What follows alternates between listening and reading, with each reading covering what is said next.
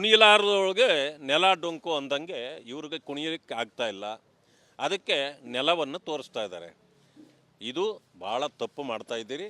ನೀವು ಯಾವ ರೀತಿ ಸುಳ್ಳುಗಳು ಹೇಳಿದ್ದೀರಿ, ಮೋಸ ಮಾಡಿದ್ದೀರಿ ಜನರಿಗೆಲ್ಲ ಗೊತ್ತಿದೆ.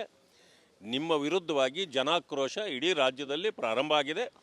ಆ ನಾಡಿ ಮಿಡಿತವನ್ನು ಅರಿತಿರ್ತಕ್ಕಂಥ ಭಾರತೀಯ ಜನತಾ ಪಕ್ಷದ ಮುಖಂಡತ್ವ ಇಡೀ ರಾಜ್ಯದಲ್ಲಿ ಆ ಜನಾಂಗಗಳ ಸಮಸ್ಯೆಗಳಿಗಾಗಿ ಪರಿಹಾರಕ್ಕೆ ಇವತ್ತು ನಮ್ಮ ಹೋರಾಟವನ್ನು ಪ್ರಾರಂಭ ಮಾಡಿದ್ದೇವೆ.